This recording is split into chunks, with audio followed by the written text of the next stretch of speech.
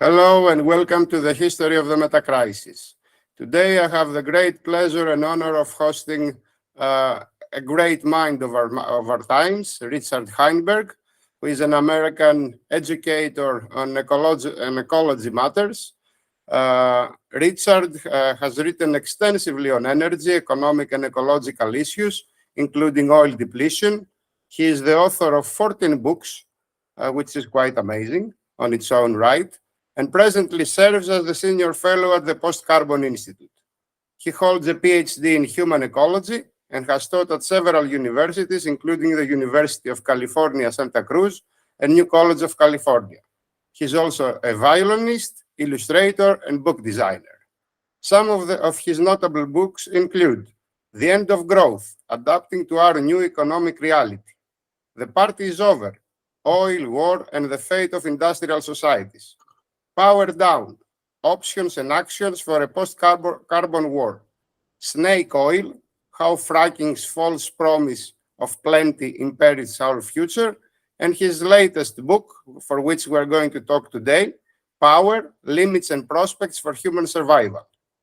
So now, as he serves as a senior fellow to the Post-Carbon Institute, let me also just say some words about this institute, which is an organization that aims to lead the transition to a more resilient, equitable, and sustainable world by providing individuals and communities with the resources needed to understand and respond to the interrelated ecological, economic, energy, and equity crisis of the 21st century, which is actually the very notion of the metacrisis.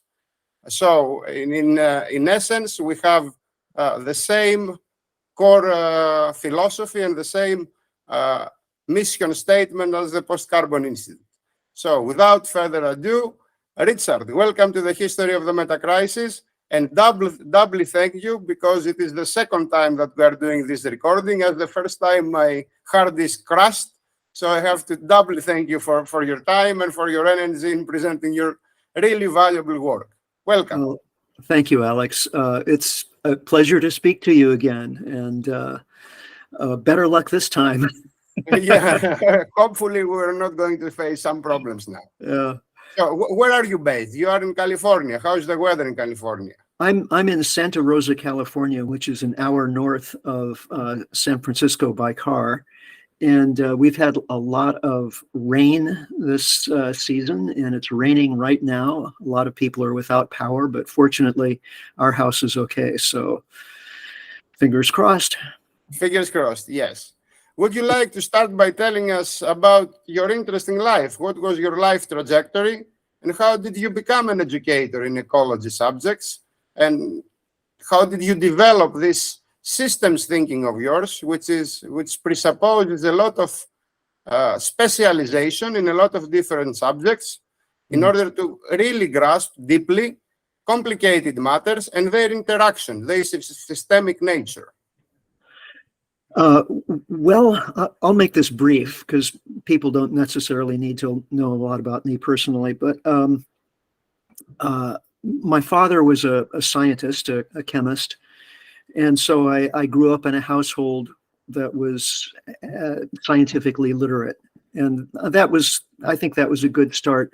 But my interest actually was in art and music. And so when I went to University of Iowa, I majored in painting and violin performance. And that's how I supported myself for the first 7 years of my career.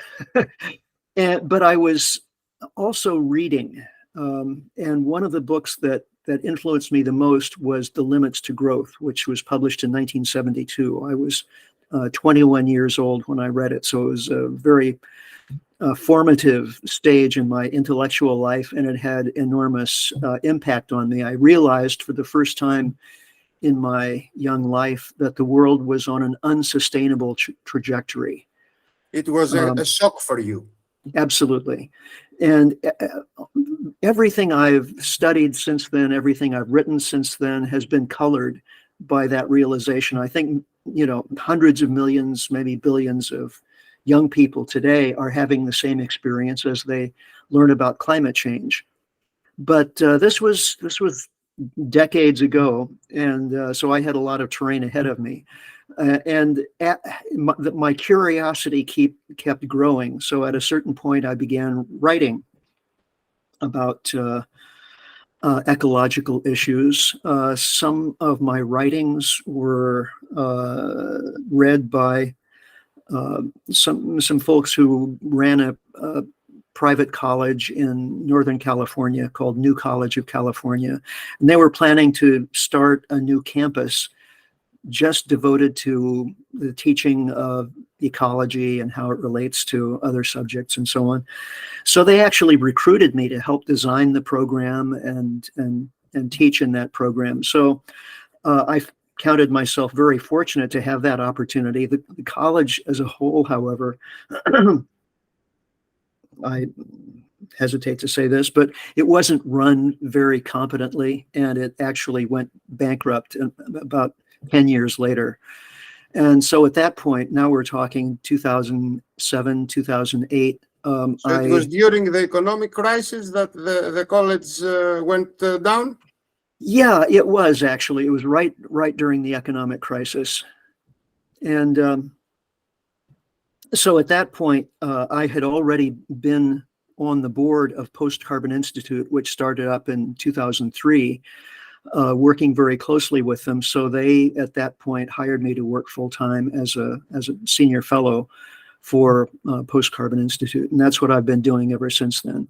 So all the hundreds of articles and 14 books and all of that, it's happened over the last 35, 40 years or so, has been really within that context of a generalist, which is what I am. I don't have a degree. Exactly. Yeah, I don't have a degree in a specific scientific field.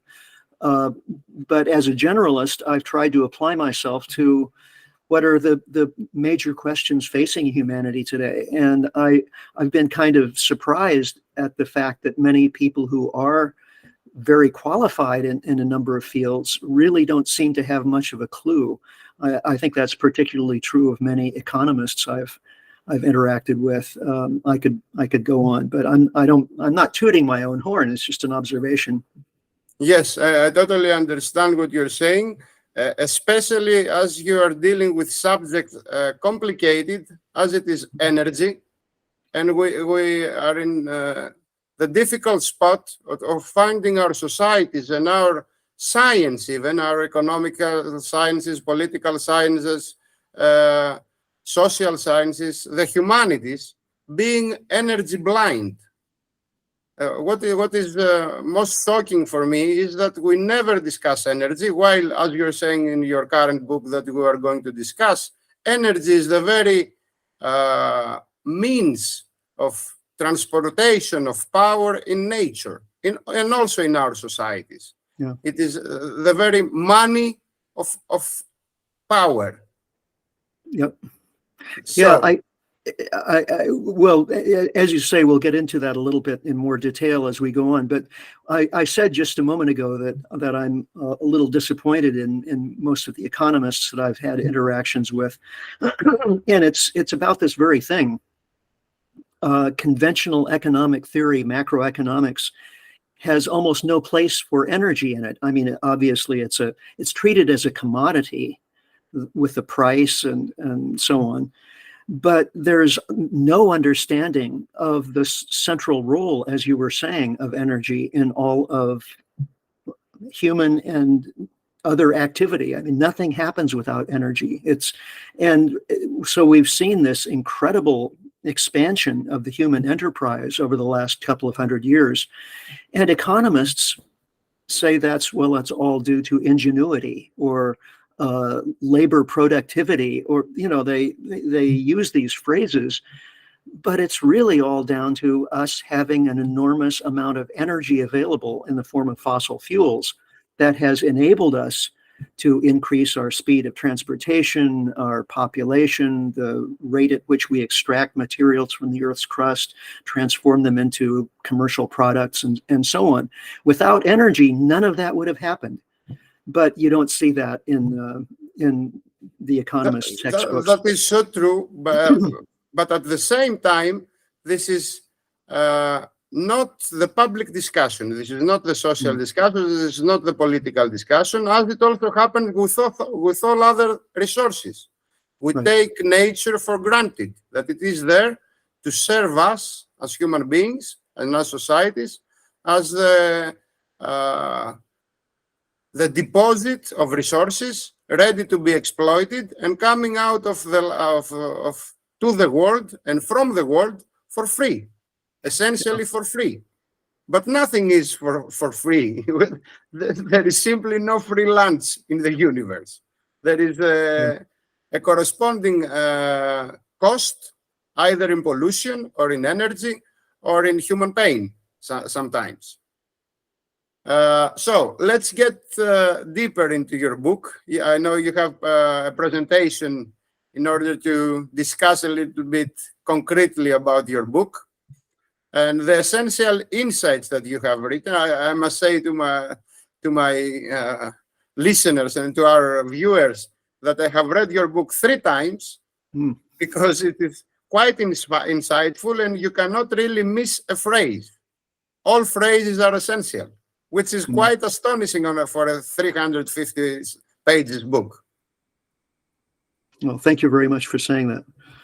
Well, sure. Let's get into it. I have a little PowerPoint presentation I can share, and I'll spend hopefully no more than 20 minutes.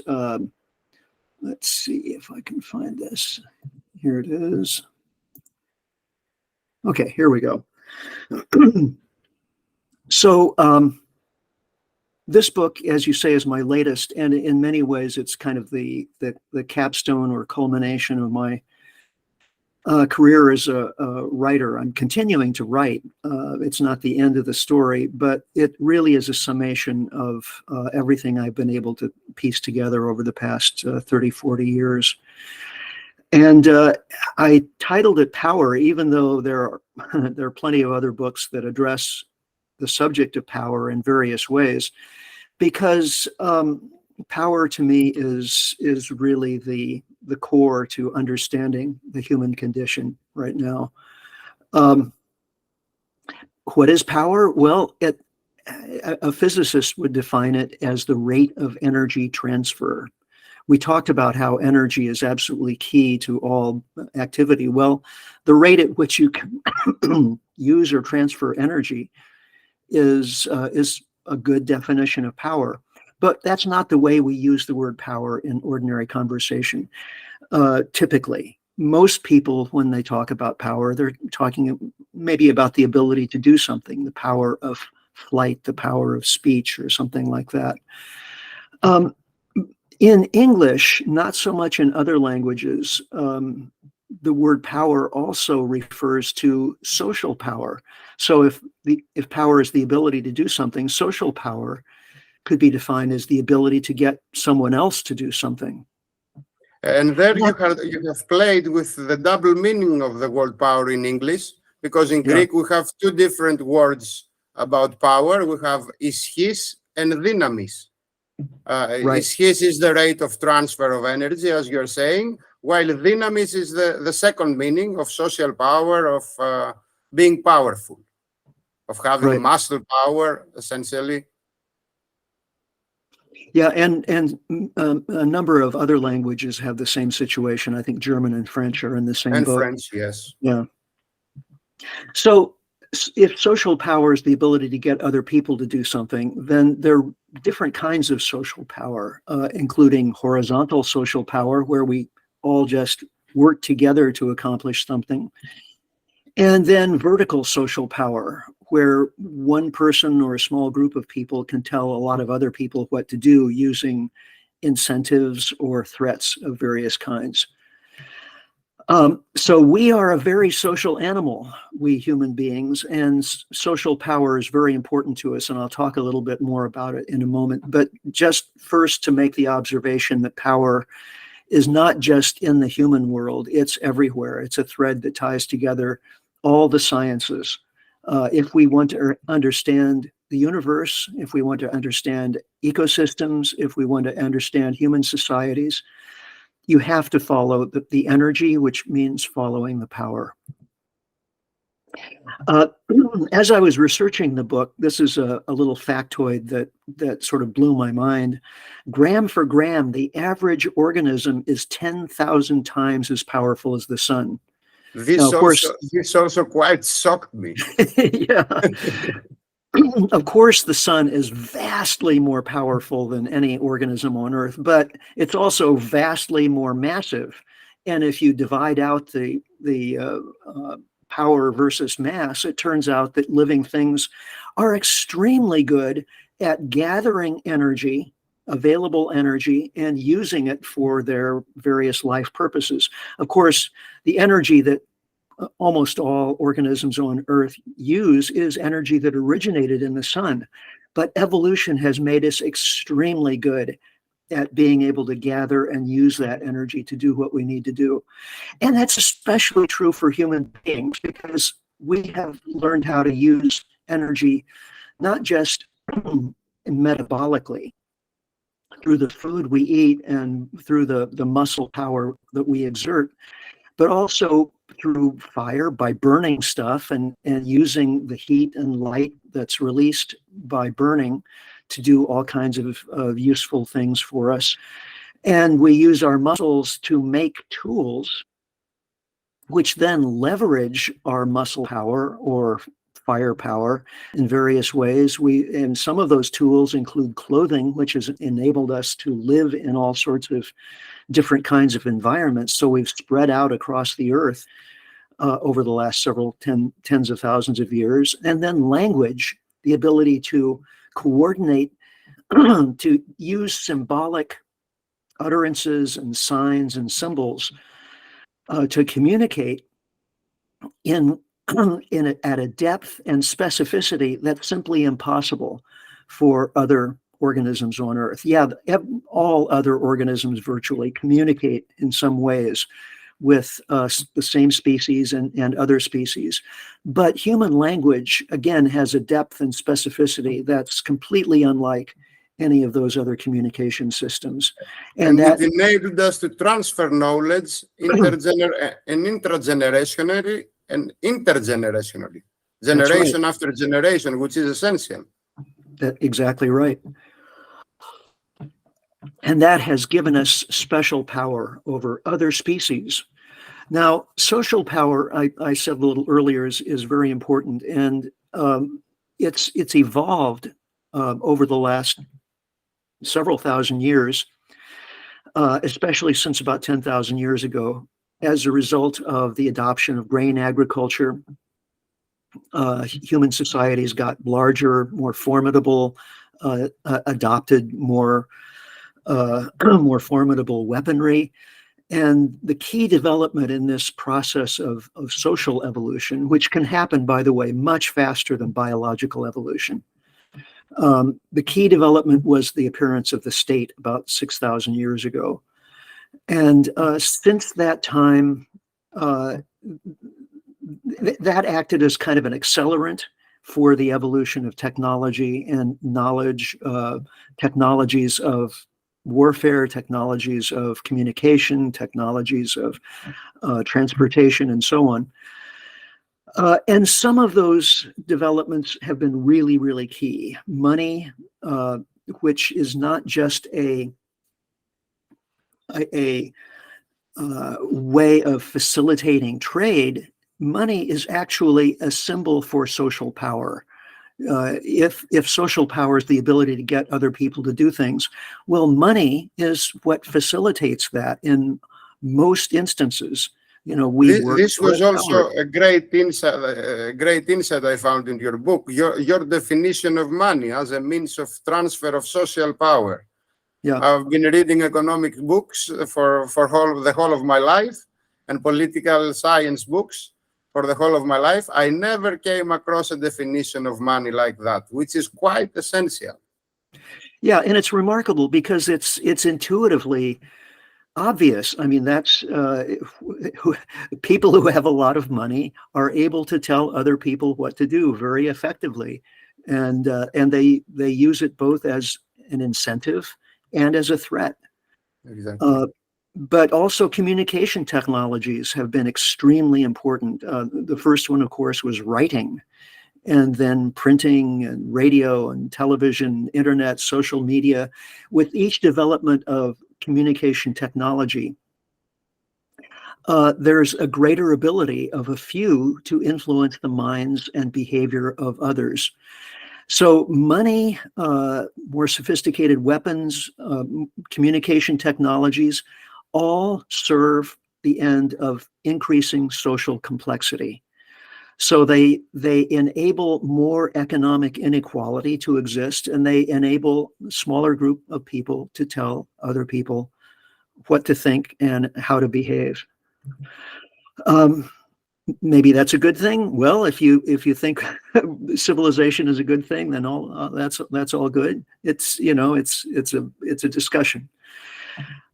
One thing about civilizations, though, is that it's becoming clear from a lot of social, scientific, and historical research that collapse of complex societies is a normal and predictable periodic feature. Peter Turchin, who's a complexity scientist and has written extensively about this, it works with a number of colleagues, and they together have established a database of hundreds of societies, complex societies over the last 5,000 years, and so they've gathered all the quantifiable information about these societies and fed it into this database to look for patterns. And the main pattern that leaps out is this cyclical pattern of advance in complexity and then partial or complete collapse that seems to occur. Maybe we'll get back to that in a moment. Nothing lasts forever. Nothing lasts forever. And here again, talking about the things that go undiscussed and unnoticed by so many specialists, is this fact. I mean, you have this group of specialists in social theory and history and so on, who see this very, very relevant and important finding, and yet it doesn't make it over to the economists, the political scientists, and those folks. Now, everything has changed over the last couple of hundred years as far as human beings are concerned, changed in a way that we have never seen before, to an extent we've never seen before. And it's all down to fossil fuels, because these are sources of energy created by natural processes. We didn't have to invest any effort whatsoever in the creation of fossil fuels. All we have to do is dig them out of the ground, and they provide, highly concentrated, storable, usable energy. Now, I came to a figure 2 months ago. It was from your friend Nate Hagens, who has published that a barrel of oil equals about 12,000 hours of manpower. That's right. Yeah. Which is quite astonishing. Yeah. Well, I have this little photograph of the guy pushing the car. How much effort would it take him to push the car 30 miles, 50 kilometers? Well, obviously that would take him days and days of work. And yet we get that done for us with a single gallon of oil, or, 4 liters of oil. 4 liters of oil. For which we're paying a few euros. How much would it take to pay that person a decent wage to push that car those 50 kilometers? Or how many people to do it in the same amount of time? Right. Yeah. So with such cheap, usable, concentrated energy, it's natural that we would find every way possible to mechanize as much human activity as we could. And of course, one of the places where we've done that is in agriculture. This is what agriculture looked like a little over a century ago, back in the 19th century. This is what it looks like today. Obviously, it takes a lot fewer people to grow crops with machines like this. And this is confirmed by statistics from the US Department of Agriculture. And I grabbed this little chart from their website. because it not only tells us that the number of people working at agriculture as a percentage of the population has fallen dramatically, but it also tells us something about how economists think. Because it says farm jobs as a percentage of total US jobs. Well, in 1790, which is when the chart starts, 90% of people didn't have jobs on farms. They were small farmers, private landholders, or they owned big plantations and they had hundreds of slaves working for them. That's an entirely different way of organizing the economy. Today, of course, we assume that most people who are of working age will have a job and they will work for a company or, big corporation. That's not how the world was organized 200 years ago. This is again a little picture I grabbed at this time from Investopedia, a picture of the economy, producers and consumers, and their relationship is mediated by money. But what's missing here? The earth. Where do all the raw materials come from? Yeah, where does the energy come from to make all of that production happen? That's simply assumed. Nowhere does it appear in the chart. So as a result of having so much cheap energy and having the economy able to grow and grow and grow, it's become a thing to be tracked and measured. This was not the case 200 years ago. Yes, and this is what I'm also discussing a lot in my show here, because the economy and economics became a subject on its own when it has never been in the past. It was always a political economy. Exactly right. Right now, it has become economics, which comes out of the political sphere. So decisions are not there for us to discuss. There is this doctrine of neoliberalism, TINA, there is no alternative, which is quite astonishing because all there is in politics and all there is in economy is alternatives. Yeah. So anyway, this idea that the economy can and should grow all the time, again, is very, very new. It's really just since the mid 20th century that we've had this idea that that's a natural and should be an expected feature of economics and economies. But people who work in the physical sciences and in mathematics should have some input into that discussion, because they understand that any exponential growth implies a doubling time. At 1% annual growth, any quantity doubles in about 70 years. At 2% growth, it doubles in 35 years. So we've seen the global economy growing at what 2 to 3% per year, and it's doubled in size in the last 25 years.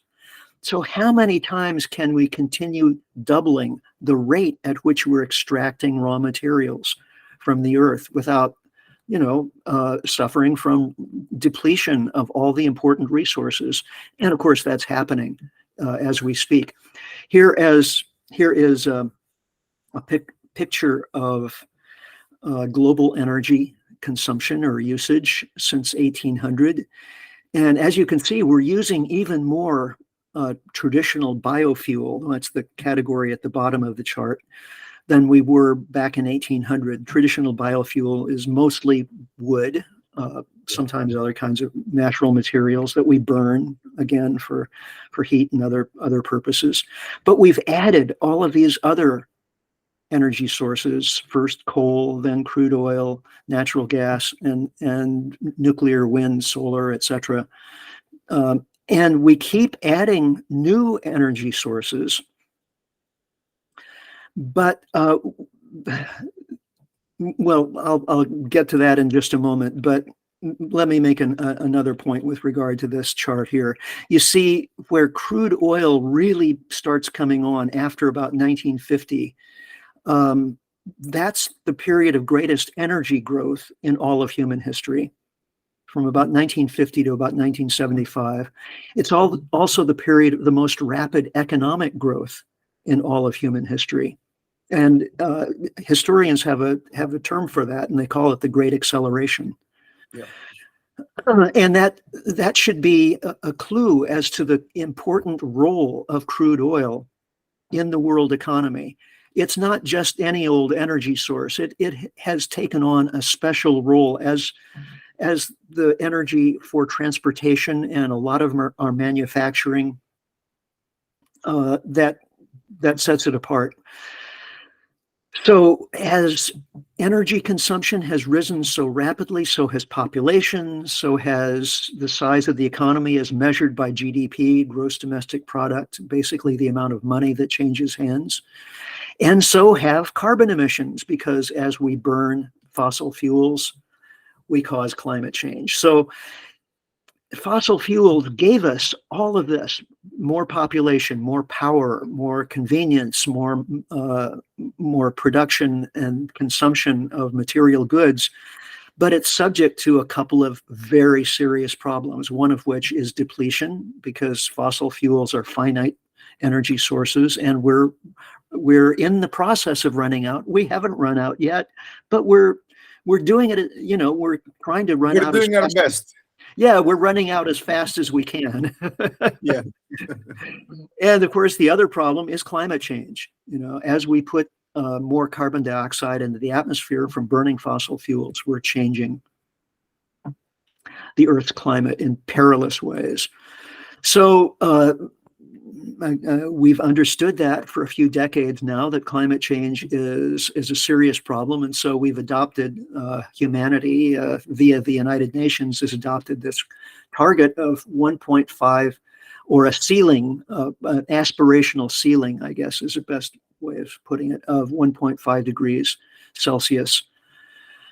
But in order to keep global warming to 1.5 degrees, that's going to require near total decarbonization of the economy before 2050. We're actually, in fact, we're just about at 1.5 degrees warming right now. So as I say, it's aspirational. It's extremely unlikely that we'll stop at 1.5 degrees. So how do you get to near total decarbonization before 2050? Well, there are some difficulties, one of which is that the alternative sources of energy that we would need, the low carbon sources of energy, solar, wind, nuclear, if you like nuclear energy. I don't that much, but many people do. All of those produce electricity. Hydropower produces electricity, geothermal. And electricity is a very versatile carrier of energy. It's a very versatile way of using energy, but we only use about 20% of our world energy in the form of electricity today. All the rest of the energy that we use is in the form of liquid, solid, and gaseous fuels. So what we're talking about is not just a matter of building more solar panels and wind turbines. We have to actually rebuild most of the energy using infrastructure in the world today. That's the infrastructure of transportation, agriculture, manufacturing, and so on. Just one example is how we make cement. Cement is the key ingredient for concrete. And concrete is literally the foundation of modern industrial society. So this is a cement kiln that operates at 1500 degrees Celsius, 24/7, 365 days a year. It could theoretically work on electricity rather than burning natural gas or coal, but that would be much more expensive. And currently there are no commercial cement kilns that do that. A similar situation with aviation. We're not going to just plug in our airliners that are flying, let's say from Singapore to San Francisco, and charge up their batteries and have them fly on electricity. Physically, that's not really possible. It's not feasible. Realistic. And then if we opt to do that, we would also need much more natural resources like lithium and other resources that again would require much oil and natural gas in order to extract. Yeah, you anticipated my next slide. Ah, I'm sorry. I'm sorry. That's okay. There is a natural progression to this thinking. Yeah. So, yeah, there's probably enough of these materials in the ground to enable us to build the first generation of renewable energy technologies. But we would be pushing the limits, and there are limits also to recycling. The idea is once we've built all of this stuff, then we can just recycle it and recycle it and recycle it. But in reality, materials degrade often when you recycle. It's not always true. Some materials recycle almost 100%, but many others are pretty far from 100% recycling capability. So I read and I can't vouch for it, I haven't done the work myself, but I read one analysis by a French scientist on, okay, let's assume we could build our first iteration of world renewable energy infrastructure and then started recycling it as close to 100% as we could. How long could we do that? He calculated about 2 centuries. So that seems like a long time for, those of us who are alive today. Certainly we won't be around when the process can't work any longer. But from a bigger historical perspective, 2 centuries is nothing. So we're building a civilization that, at least the way we have it working now, has no future, regardless of whether it's fossil fueled or otherwise.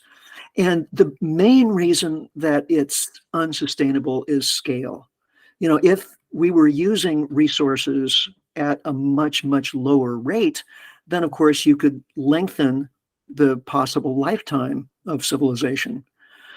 I worked with a scientist named David Fridley, who's on the energy analysis team at Lawrence Berkeley National Laboratory, and we produced a book together. We worked for a year together to analyze the energy transition. What are the opportunities, the pitfalls, and the book we wrote is called Our Renewable Future.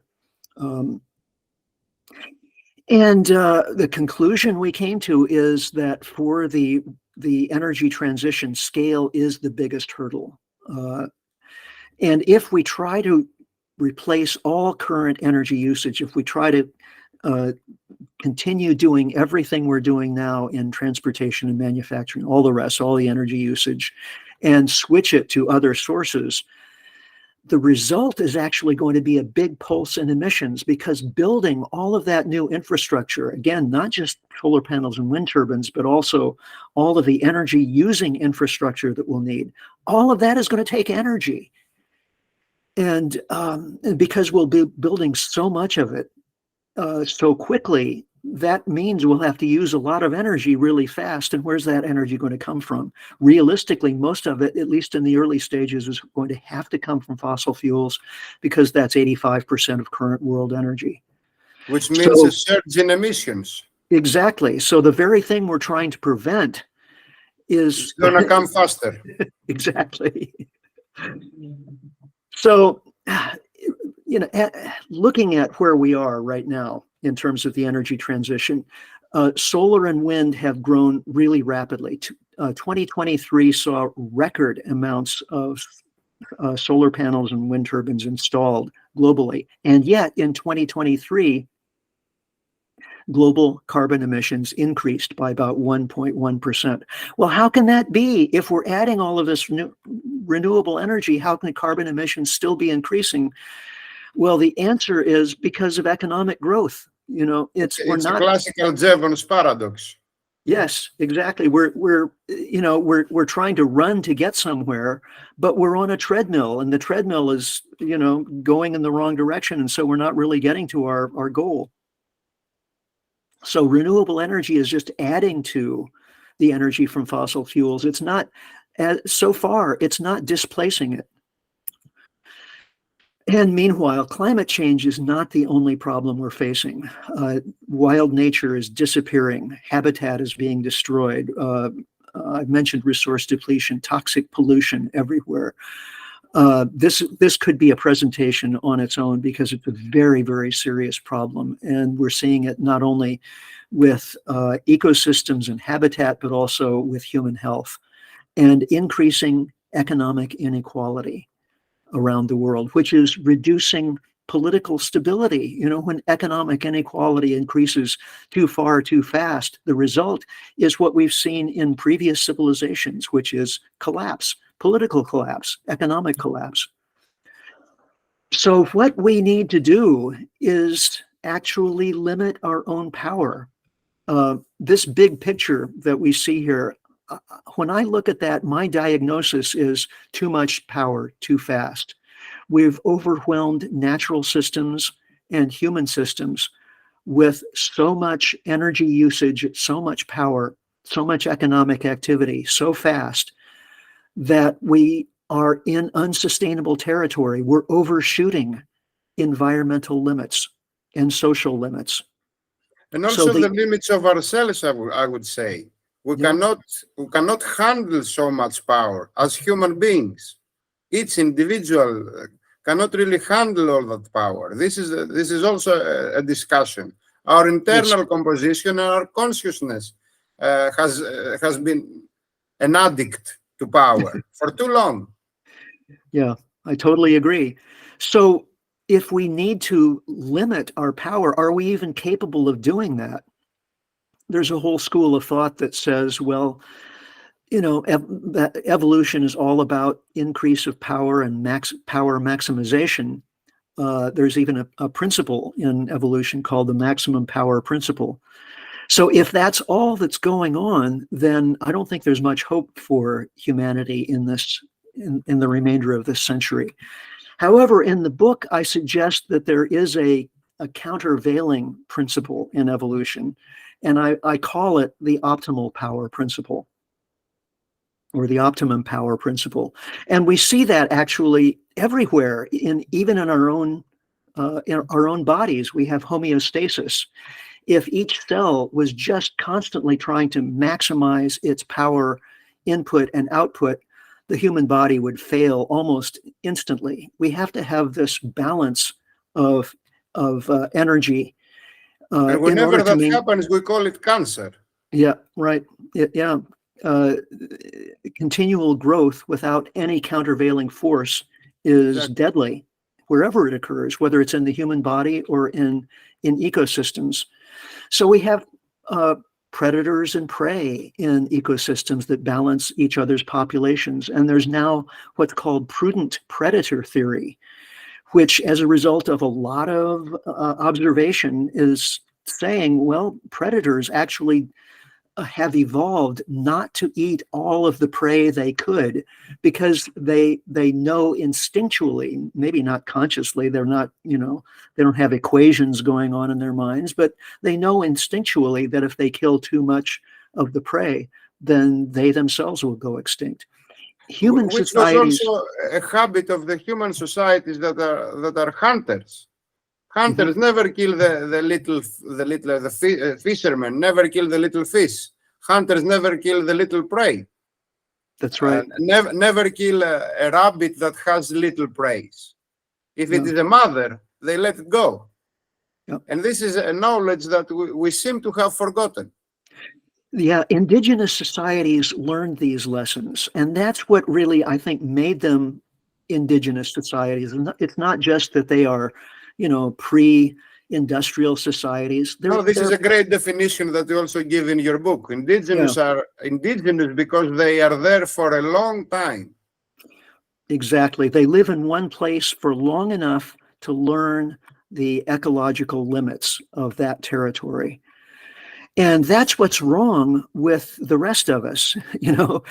We members of industrial societies have a historical legacy of colonialism, where we traveled around the world. Northern Europeans mostly, also some Southern Europeans, traveled around the world and took land, took resources, and we got the idea in our heads that there were no limits. And then fossil fuels came along and totally enforced that misperception that there are no limits. And we even adopted this kind of Star Trek mentality that says, well, even if we do use up the Earth, we can just go on to other planets.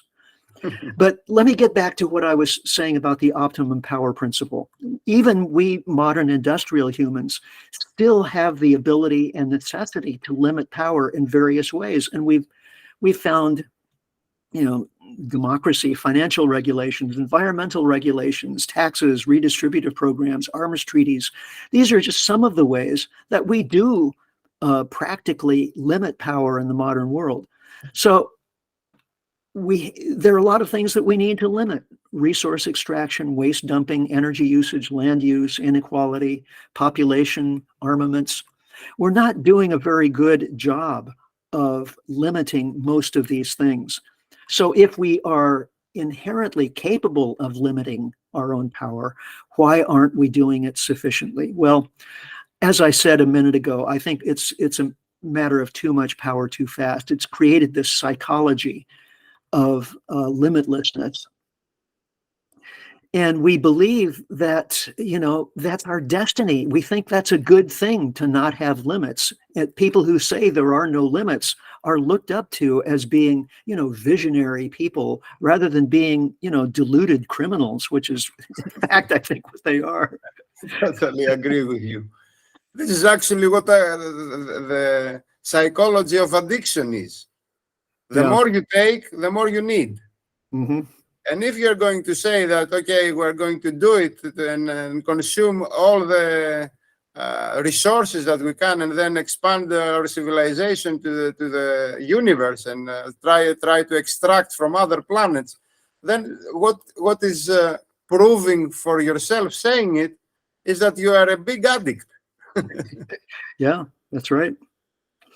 So the last chapter of my book is called "The Future of Power," and I don't have a functioning crystal ball. I can't tell you what's going to happen tomorrow, much less 5 decades from now, in any detail. But I think it's clear from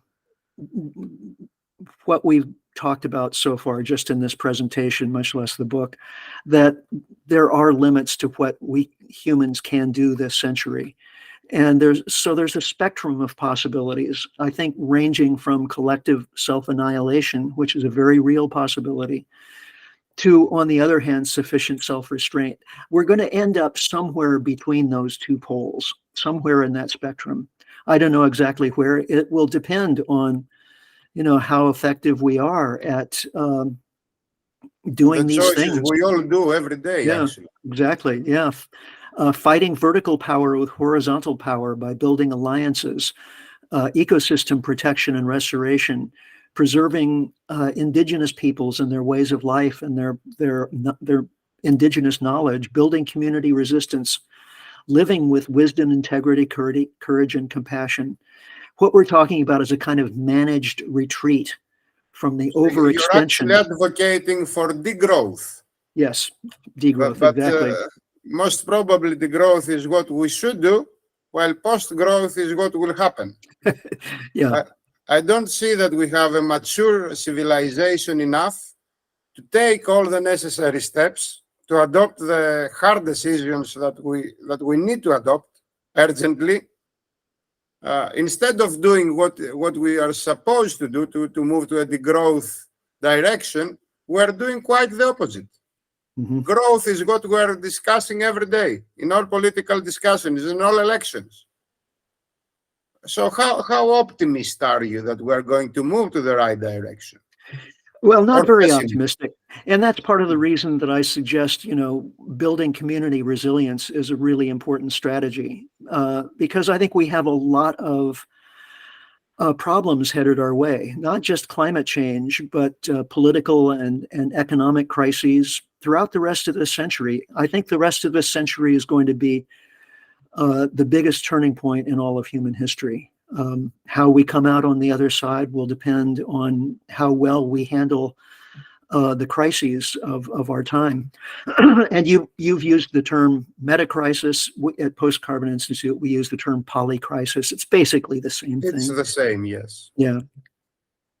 But I think it's important, and if we're serious about taking on this challenge, that we start with food, not just because it's critically important for survival and will be impacted by climate change and fuel scarcity, but also because food production could be a way of, if we do it right, of actually removing some carbon from the atmosphere and sequestering it back in the soil where it should be. So let's get out of this PowerPoint presentation. I'll just finish it with this quote from my favorite philosopher, if he even existed. He may not have, but the Tao Te Ching, which is the great Chinese Taoist book of wisdom, says, knowing others is intelligence, but knowing yourself is wisdom. Mastering others is strength, but mastering yourself is true power. So here we go. Richard, thank you very much for this great presentation. Thank you for your book, which is quite enlightening. I must say that your presentation only puts the core concepts on the whole discussion. Everybody should read your book. This is essential knowledge. It discusses the whole development of life and of social life, and the limits that we should put ourselves before to understand them and limit ourselves. But as I said earlier, I don't see that, actually I see that our civilizations and we as humans have lost the Aristotelian meter, the essence of limiting ourselves in order to thrive as collectives. So let's dive into this point, the polycrisis and the metacrisis, and you have written also a great paper in the Post-Carbon Institute calling it the Great Unraveling. Because what you are seeing now is that we are moving from the great acceleration to the great simplification. Yes. And we don't manage that good with change. We don't cope good with change. Whenever change is happening to human societies, we respond with violence. That's an essential lesson from history. If you study history, you see, and I have studied quite some big ecological crises, the 13th century ecological catastrophe in Siberia, which there was water depletion there, so the people had to move, and a lot of wars came out of it. The Mongols' expansion was due to climate change. They would never move if they would have water back then. But then water resources were depleted, so they had to move, and they conquered the whole world, more or less. Yeah. A lot of human suffering ensued. Of course, history is written through human suffering, but right now we are at the point that we hold really lethal weapons. So if we start fighting, as long as the fighting remains kinetic, we may survive it. But if it is going to become nuclear, nobody's going to came out of it standing. We don't anymore speak about the last man standing.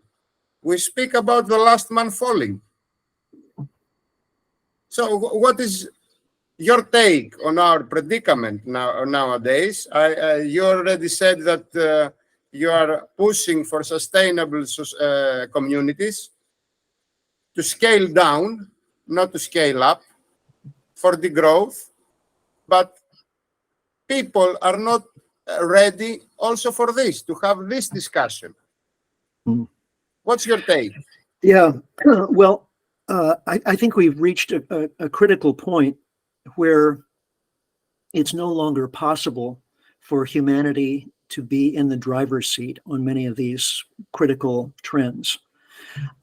We had the Limits to Growth report back in 1972, which suggested that if we do various things, limiting population growth, limiting consumption growth per capita, and so on, mostly, then we could avert a collapse in the 21st century. We didn't do any of those things.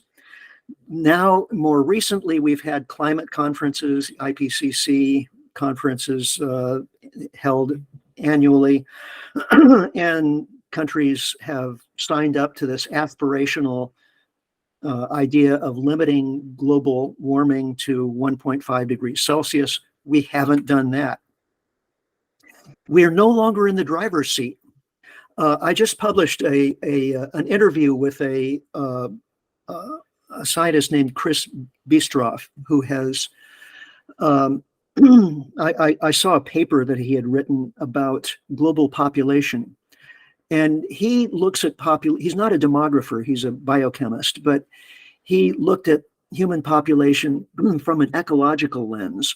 And his forecast, when the paper was published back in 2021, was that human overall population is peaking right about now. Of course, that's not what any of the official agencies say. The UN says, well, human population will grow until late this century, when we'll get to about 11 billion or something like that. So I don't think anybody really picked up on Bistroff's paper. Maybe other than me, I don't know. But he used systems dynamics in his in the methodology of the paper. He was looking at human beings as a K-selected species and looking at carrying capacity. He was being a good scientist, but demographers are more like economists. They look at human population more through a political lens than really an ecological lens. And so what have we seen since that paper was published in 2021? We've seen China's population is plummeting. South Korea, Japan, many European nations, U.S. reproduction rate is below replacement rate. So in my essentially interview, the whole of the West is going down, while the whole of the rest is coming up or stabilizing. It's stabilizing. Even in Africa and Middle East, fertility rates are dropping rapidly. Yes. So world population may be peaking right now. So what does that tell us? This isn't because of strenuous efforts to limit fertility that were recommended back in the 1970s and 80s. This is just the result of people making decisions in their own lives, looking at how expensive it is to have children versus the state of the economy, what's the world going to look like in 25 years? Do I really want to bring a child into that? It's possibly partly a result of toxic chemicals that are changing reproductive patterns in human beings. We've seen male sperm counts around the world fall by about 50% over the past couple of decades. So again, humanity is no longer in the driver's seat. Back in the 70s, we could have decided to limit population, and instead of being at 8 billion today, we'd be at, who knows, maybe 5 or 6 billion. And there would be fewer people who would be around to suffer from climate change, famine, etc., through the remainder of the century. And our overshoot would be much slower and much lower.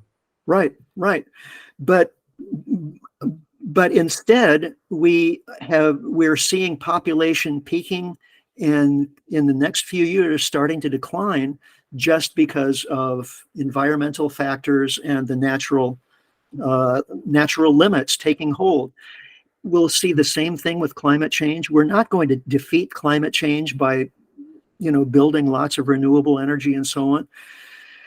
We'll defeat climate change by economic collapse. We will. Yes. And the climate will continue warming through the remainder of this century as a result of the CO2 we've already put in the pipeline. Yes, this So is a great paper Hansen wrote, published recently, that that's right. the climate change and the rise of temperatures is in the pipeline. No matter Yeah, what we're going to do, if we're not going to get involved with big geoengineering projects, we are not going to make it. yep, yep. You are saying that we are not in the driver's seat, which I totally agree. But also in your book, you are speaking about the superorganism, Yeah, that we have evolved that much, and right now we are uh, uh, creating actions as a superorganism that doesn't or actually has the brain capacity of an infant. yeah. And that, Well, infants, I don't know, yell and cry and make all these violent movements because they cannot really coordinate themselves and behave to the world because they don't have the necessary infrastructure to do it and the necessary acquisition of knowledge yeah. to do it. So how do you think that we can create a prefrontal cortex for this superorganism, which is much needed? It is much needed, and I wish I had a brilliant suggestion for that. Those of us like you and me, and you mentioned Nate Hagens and others who are aware of all of this stuff, and there are several million of us across the planet. It's not just 2 or 3 people. No, of course, there are a lot of us. I think we're all trying to somehow create that prefrontal cortex of understanding and ability to change our collective behavior to forestall the worst. Now, of course, the worst is what you were talking about earlier. When we start fighting, then all other priorities disappear. It's just about survival. And of course, what we're seeing in the world today is more warfare. Ukraine, Russia, Israel, Palestine, Syria, Iraq, yeah, Central Africa. yeah, and a lot of people are talking about a US-China conflict, which yes, if it ever takes place, it is going to destroy the world.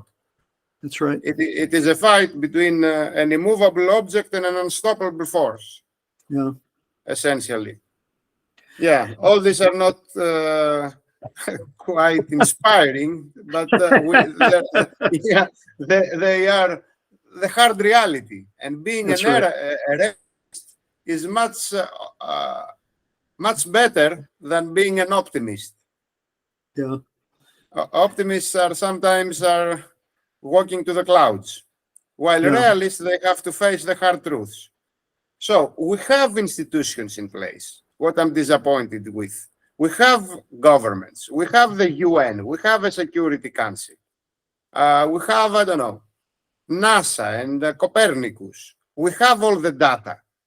And we have concrete knowledge of 6,000 years of history. So we know how we behave. You are saying in your book that forecasting the future is a fool's game, but even futures forecasting has become a science nowadays. that's right. Scenario analysis, we do the math, we can understand what is coming. Why can't we come up with the right decisions? This is a question that I'm putting to all my guests, because we all have the same anxieties, and we see that something is not working quite well in the system. The economies are collapsing. Our political systems are collapsing. We cannot, especially you in the US, right now you have an internal division which is unprecedented. That's right. And it is quite scary for the whole of the rest of the world. Because if you're going to collapse internally, while you are the most powerful nation in the history of the world, nobody knows who is going to control the armory. Yep, that's right. And this is quite scary. It is. It's scary. It's certainly scary for me too. I don't have a pat answer to what you're saying. These are profound problems, and I don't think we're going to solve them. I think these are wicked problems. Simple problems have solutions, wicked problems or predicaments Create require more problems as you try to solve them. As you try to solve them, you create more problems. You're exactly right. So I think what we've done is we have gotten into an evolutionary cul-de-sac as a species. And the only way out is to back our way out. And unfortunately, very few of us realize that. Most of the people who are guiding the institutions that you were talking about, the governments, the corporations, the media, and so on, the only way they can imagine is to double down on what we're already doing. More economic growth, more military arms, defeat the enemies, etc. And that's, if you're in a cul-de-sac, that doesn't work. We have to back our way out by, as you say, using degrowth, finding ways to reduce our usage of materials and energy in ways that are more equitable than we're currently using them. Which would mean, of course, the really rich people, like people where I live in North America, would actually have to cut down their material and energy usage pretty dramatically, like 80, 90%. That's not going to be politically popular. Yes, and I've been speaking the other day with a professor of mathematics at the University of Santa Barbara, I believe, a retired professor, Professor Elliot Jacobson, who is a famous doomer, and he has published a list of 40 ain't gonna happen things. Yeah. I'm sure degrowth is one of them. Yeah, this needs to be done. He was telling me that he has calculated the maths. And if we're going to survive it, we should never move more than 20 miles from the point that we are situated. Mm-hmm. All cars should be banned today. This ain't gonna happen, 40 things. Yeah. Yeah. Yeah. I'm sure I'd find a lot to agree with him on. So what is going to happen is that systems will break down. And as they do, human systems will break down, governments, economies. And the worst, as I said earlier, is if we just start fighting over everything, because then all of our the prefrontal cortex just goes away in effect. But as systems break down, if we can learn from that experience in constructive ways, then we get the best possible outcome. And that's what indigenous people basically have done. If you look at indigenous societies and study their unique histories, almost all of them have been through collapse at one time or another. They faced, in essence, the same problem that we're facing now, just on a much smaller scale. And in most cases, that happened again and again and again until they learned how to behave.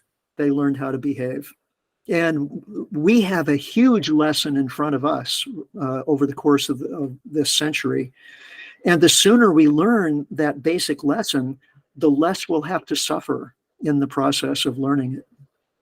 And you have some great advices in your books on how we should behave for the young generation. This is quite essential. Let me take you to another subject.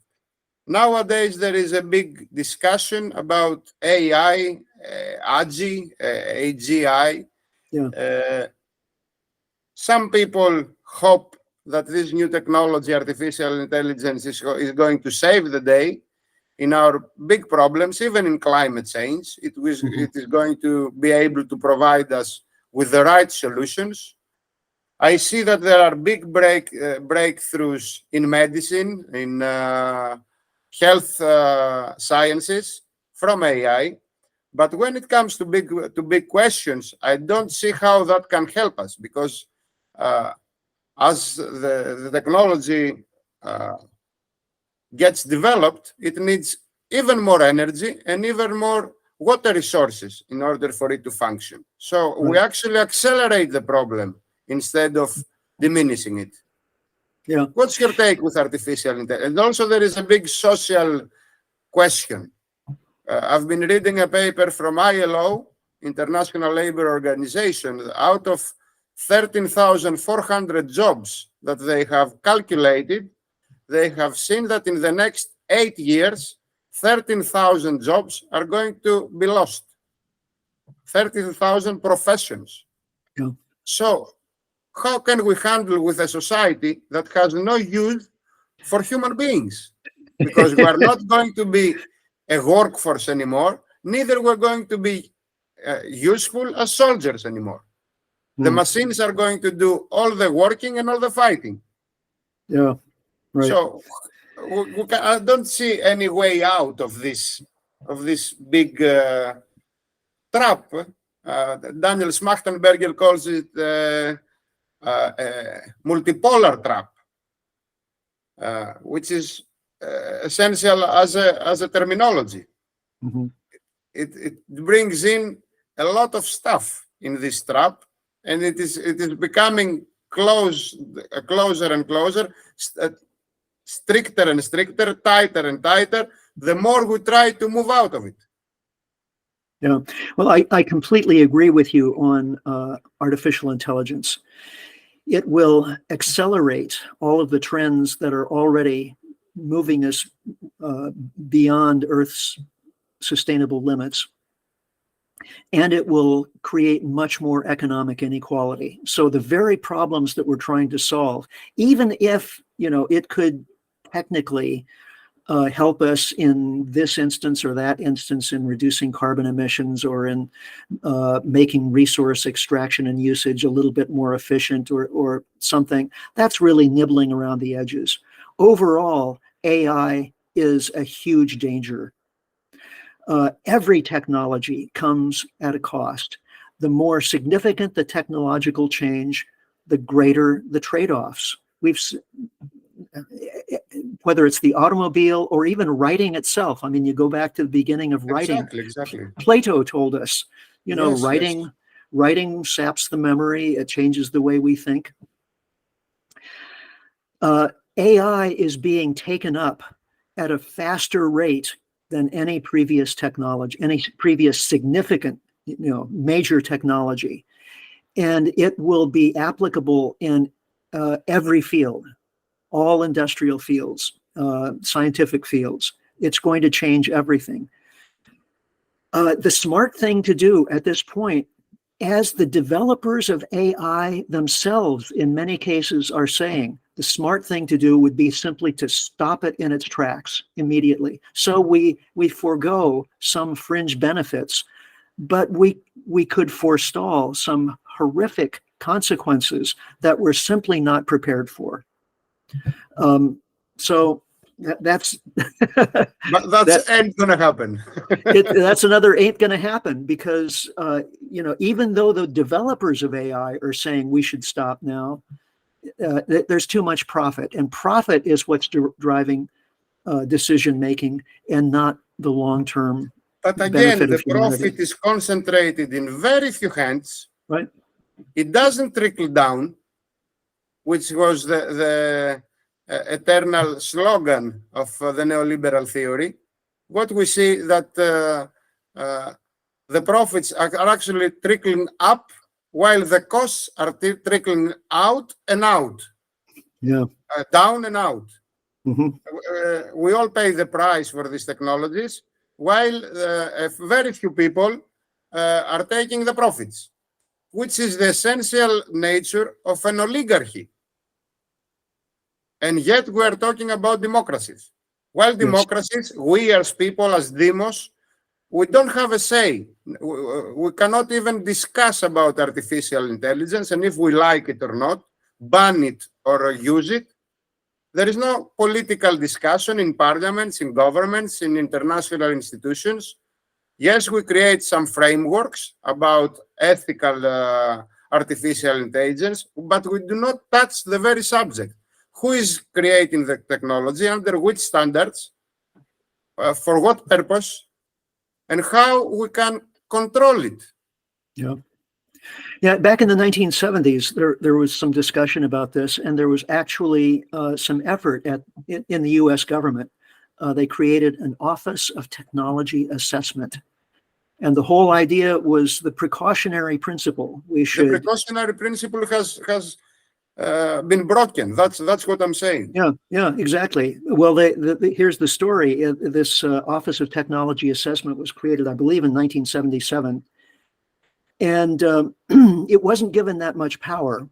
And gradually over time, people pretty much forgot that it even existed. It wasn't given the necessary resources to actually implement its purpose. So it went away. But what we actually need is a global Office of Technology Assessment that assesses, not just the toxicity of the materials or how much pollution it produces, but also how many people is it going to put out of work? What's it going to do to us socially and psychologically? I mean, you look at technologies like social media and how they've changed us. They've changed us socially and psychologically in ways that are, in many cases, devastating. No one's really been able to total up how many people have committed suicide just because of social media. And it was Mark Zuckerberg the other day in your Congress apologizing for the young children that have committed suicide. Yes. But nothing changed. Yep. Business as usual. This is quite amazing. People have lost their children. Yeah. What I see nowadays is that we are externalizing more and more of our brain capacity to machines, while we are internalizing more and more of their mechanic capacities to ourselves. We are becoming machines, while they are becoming smarter and smarter. Yes, that's a good way of putting it. But this is not quite doing great for a species that has put to its name the word sapiens. Yeah, sapiens is to know.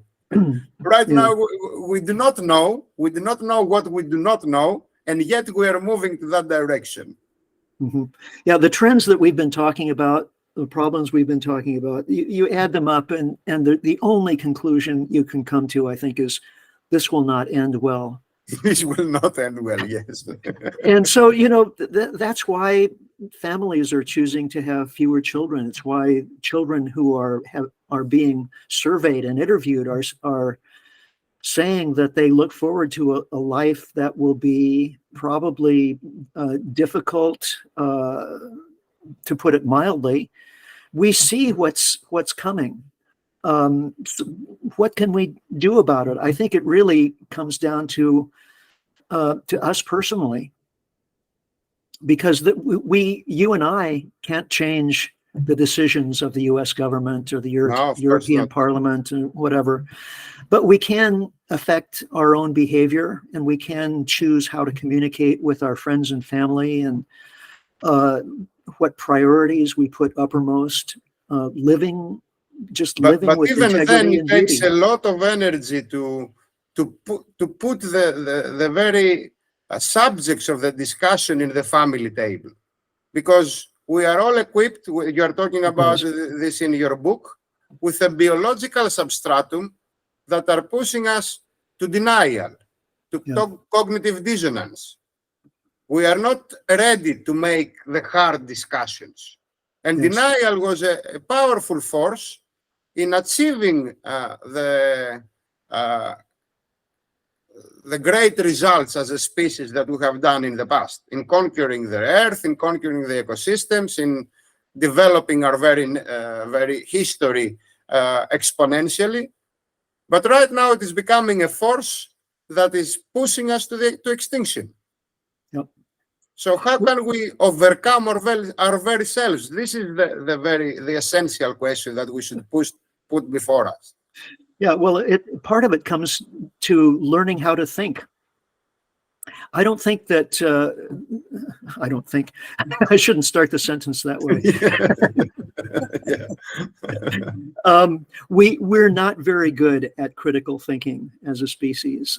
In our conversation so far, we've criticized economists and politicians But it's really, I think it's all of us. It's the human nature. We have a way of thinking where we gather the kinds of information that will support our pre-existing views, and we disregard information that makes us feel uncomfortable or that threatens those pre-existing views. As long as we work that way, it's nothing but hard knocks on in the future, I think. Yes, being a scientist is not a feature of the human nature. It takes a lot of years of training to become open, and even scientists are quite limited in their knowledge, and when something contradicts their knowledge, they're not ready to change their views. That's right. And this is, one of my great heroes of the 20th century was Norbert Wiener, the father of information theory, and he has explained all this in his 1948 or 1950 book called The Human Use of Human Beings, where he explained how we are actually we are consuming information in order to create behavior. Yeah. So, but we need to be open to new kind of information, which actually contradicts our very biological substratum, because when you have some neurons and they have some synapses, it takes a lot of energy for the organization to kill the old neurons and create new ones. So he was saying that in order for our societies to function well in the future, when the information flow is going to be much faster, much deeper, and much more massive, we need to have institutional bodies knowing about it and controlling the information flow. Well, we have done quite the opposite. Yeah, right.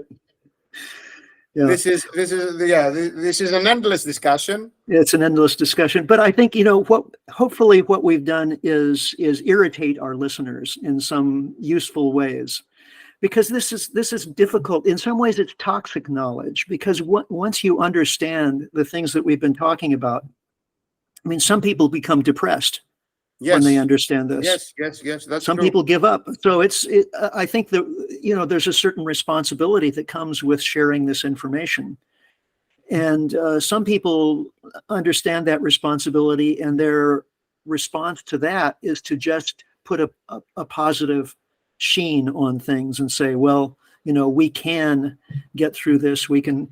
And other people are the doomers who say, well, no, it's too late. We can't, and so on. I think we have to do a little bit of both, actually. we have to try. We have to be honest, realist, but we have to try our best. Yes. Yeah. Yeah.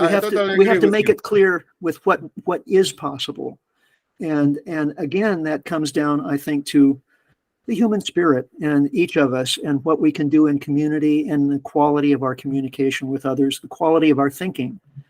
And if we can take responsibility for that and encourage others around us too, then we'll have the best possible outcome. I don't know what it'll look like, but. What would your message be to the deniers? There are a lot, and we have some echo chambers that are yelling, climate change ain't going to happen. It is something that is natural. It is something that comes through ages and ages again. And it is not human-made. I have read and I have listened to all kinds of arguments, and no matter what data you are going to give to these people, they are never going to be convinced. They think that climate change is a conspiracy, is a discussion that is based on wrong data. They can think a lot of different arguments for their point, but they are never ready to discuss the subject. Yeah, and there are others who insist that the Earth's resources are limitless, and we can go on extracting oil and fossil fuels forever. Yes, because Earth just magically keeps making more. I mean, there are actually people out there who say this and write books about it. To me, in my mind, these people are not part of the discussion that that needs to be happening. So I don't give them much attention, because I know even if I make it my life's work to try to convince them, probably not going to work. Yeah, it ain't gonna happen. Yeah, ain't going to happen. Richard, I know your time is very limited.